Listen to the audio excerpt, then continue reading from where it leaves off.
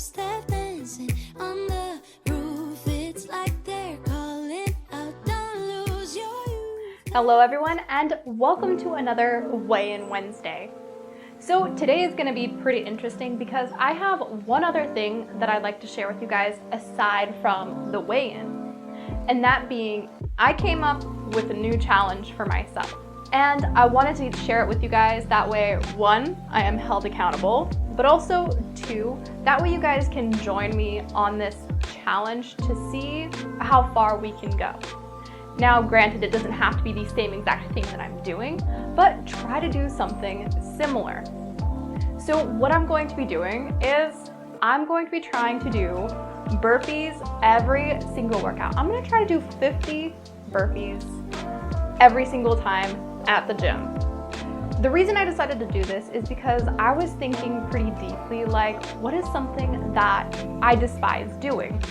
And I thought deeper about it. I was like, I don't jump during my workouts.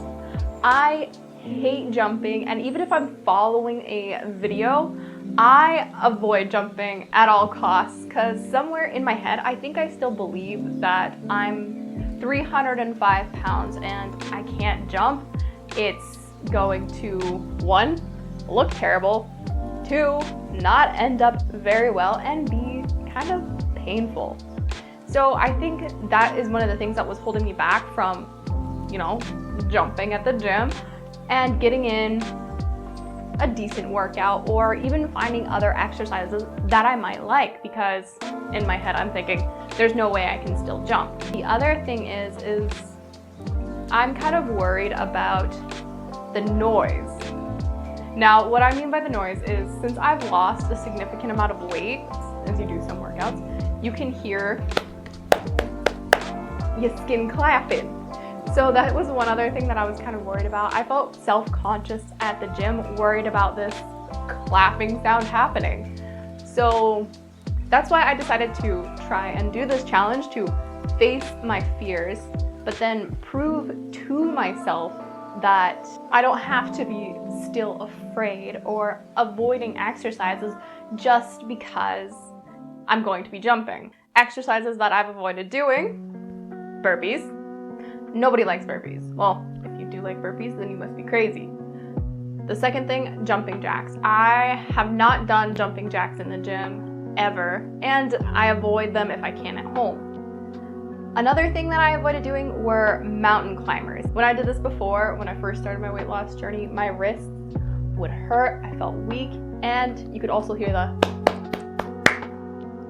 so I avoided these ones as well. So I really just want to challenge this belief that I have of I still can't do this. What I hope to accomplish, to help my mind catch up, realizing that I am capable more, I don't have to avoid these exercises, and really helping trying to reform my workouts. And that way I can get the best that I can out of them. So I plan on sticking with this for 2 weeks. I don't think I'm gonna be loving burpees at the end of it, but I do hope to at least change my mindset around it, not be so self-conscious about jumping around at the gym or still having those beliefs holding me back that this is something that I cannot do. I do know that I'm at a better position physically now than I was before, but I don't know exactly as to why I'm still having these thoughts holding me back, thinking, I still can't do that. So that's what I really hope to address during these 2 weeks. And I do hope to see some difference in my body. We'll see. I'm going to give you guys a before and after video, and that way you guys can see if there is a difference. Now, like I've mentioned already, try to do this challenge along with me, doing something that you believe you cannot do for 2 weeks. It doesn't have to be a drastic number like 50 like I'm doing. You can even start out much smaller, 10, 20, and then work up from there. I think the reason that this is a great idea is because we should always be challenging our limiting beliefs, because our bodies tend to be more capable than what we think. And so that's why doing this challenge will help challenge those beliefs and really pushing yourself to see how far you can go. Now, please do be careful and not hurt yourself. Keep proper form and know when to stop. Okay, now getting into the next thing, the weigh-in. So I weighed myself a couple times throughout the week, and I was really excited because my lowest weight was actually 82 kilograms. That was the lowest point, meaning my weight did go back up a little bit. It is at currently 82.5 kilograms. I expected this because a specific time was coming, so I knew my weight was gonna go right back up. Well, not right back up, but I knew my weight was gonna go up again. So that's completely fine. So the current number, 82.5 kilograms. All the other measurements are the same aside from the weight. So arms, thighs, waist, everything. Even body fat percentage didn't change even though my weight dropped down a little bit. So that's okay. Since there is not much to share with the measurements, I'm gonna also talk a little bit about kind of what has changed and what I think may have affected my weight.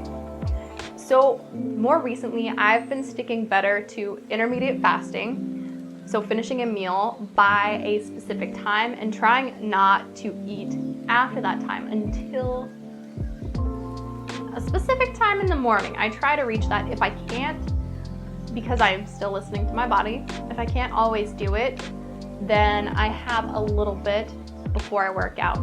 I try to work out on an empty stomach, especially if I know I'm going to be jogging, because for some reason, if I eat something before I go jogging, then my stomach starts to cramp. So I just like working out on an empty stomach. I feel more energized, and I find that I still have more energy after the workout compared to if I do eat beforehand. So I personally just like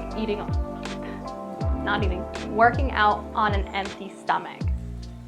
And that does help with my intermediate fasting as well.